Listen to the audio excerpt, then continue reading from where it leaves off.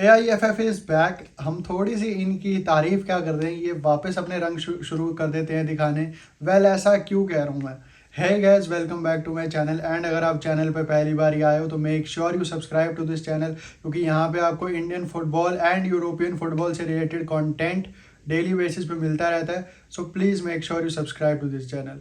So let's start the video. जैसे कि हम सबको पता है, इस वक्त इंडियन फुटबॉल में हीरो सुपर कप एक ट्रेंडिंग टॉपिक चल रहा है, जहां पे हम सारे सोच रहे थे कि हीरो सुपर कप अपने क्वालिटी ऑफ मैचेस की वजह से सुर्खियों में होगा, बट नहीं, बिल्कुल उल्टा हो रहा है। विवादों के चलते हुए ट्रेंडिंग में आ रहा है हीरो सुपर कप। चाहे आप ट्विटर पे देख लो, चाहे आप गूगल पे देख लो, या चाहे आप यूट्यूब पे देख लो, विवादों से भरी हुई खबरें आ रही हैं फ्रॉम हीरो सुपर कप। हम सबको पता है कि हीरो सुपर कप केरला में खेला जा रहा है, बट बिल्कुल भी ऑर्गेनाइजेशन ने ध्यान नहीं रखा कि 3 साल बाद हीरो सुपर कप हो रहा है तो हमारे को अरेंजमेंट्स करनी है।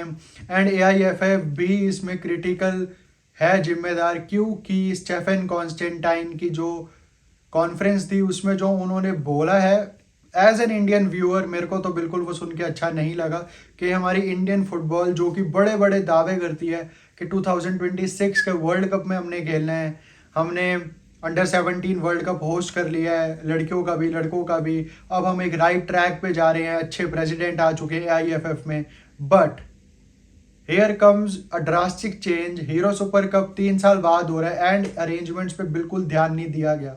स्टेफन कॉन्स्टेंटाइन जो हमारे इंडिया के भी कोच रहे हैं over the 2 spells, and right now he is the coach of East Bengal FC जो कि compete कर रही है हीरो सुपर कप में। उन्होंने क्या बोला अपने प्रेस कॉन्फ्रेंस में, वो देखने वाली बात है।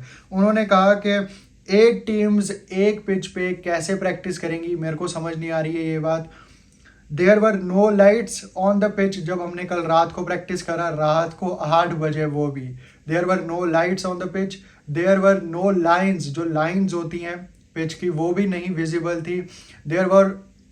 There was nobody to receive when our bus came.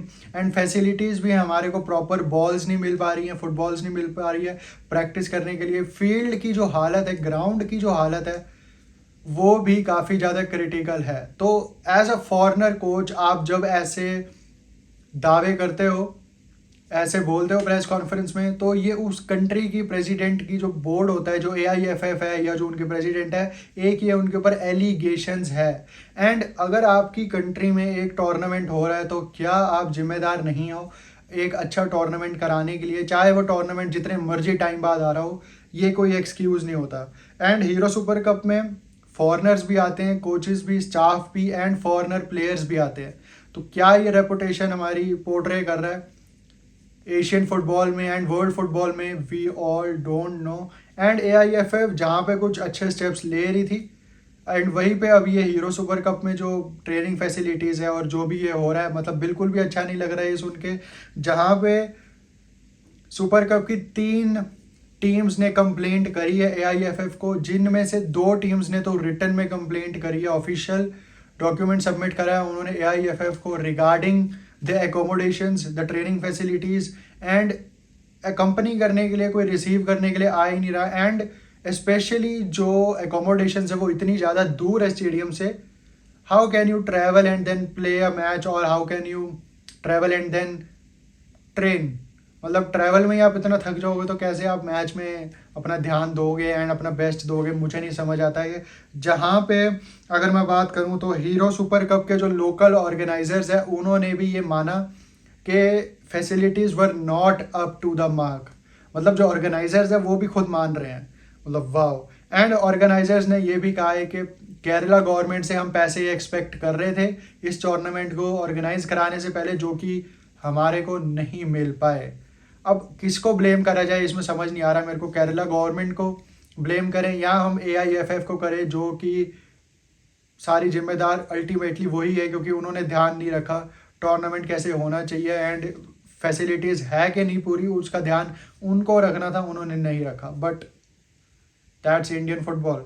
But अगर मैं बात करूं, केरला ब्लास्टर्स ने अब डिसाइड करा है कि वो कोझिकोडे जाएंगे फ्रॉम कोची, जो कि 185 किलोमीटर है स्टेडियम से दूर, जब भी उनका मैच डे होगा वो वहाँ ट्रैवल करेंगे, क्योंकि एकोमोडेशंस जो उनको दी थी, जो उनको असाइन हुई थी फ्रॉम AIFF, वो उनसे सहमत नहीं है। एंड वो मानते हैं कि ऐसी एकोमोडेशंस से बढ़िया है कि हम खुद ही ट्रैवल करके कहीं और जाए। तो केरला ब्लास्टर्स की टीम ने तो हाथ खड़े कर दिए हैं कहीं ना कहीं। उड़ीसा के जो मैनेजर हैं विशेष कुमार पांडा जी, उन्होंने भी कहा है कि AIFF से मेरे को अच्छी उम्मीद थी कि वो अच्छे से ऑर्गेनाइज करा सकती थी hero Super cup hero Super cup को। तो एक ये शर्मिंदा होने वाली बात है यार, टू बी ऑनेस्ट, अगर देखा जाए तो, कि अब बड़े बड़े सपने लेते हो इंडियन फुटबॉल को आगे बढ़ाने के लिए, बट आप एक लोकल टूर्नामेंट जो इतने टाइम बाद हो रहा है विद नो एक्सक्यूज़, उसको आप अच्छे से ऑर्गेनाइज नहीं करा पाए। Well, who's to blame for, वो देखने वाली बात है एक, but it's a terrible news for Indian football fans. I know अगर आप ये वीडियो देख रहे हो तो आप भी थोड़ा बहुत तो शर्मिंदा महसूस कर रहे होगे अपने आप को, जहाँ पे इतने अच्छे प्लेयर्स आ रहे हैं, कोचेज़ आ रहे हैं हाई लेवल के, अगर आप उनको फैसिलिटीज़ नहीं दे पा रहे तो I am sorry, you are going nowhere for the development. And जो आप कहते हो कि ग्रोथ हो रही है इंडियन फुटबॉल की, ऐसे ही ग्रोथ नहीं होती टू बी ऑनेस्ट। तो यही थी आज की वीडियो, अगर आपको पसंद आई हो तो लाइक शेयर एंड सब्सक्राइब जरूर कर देना। Till then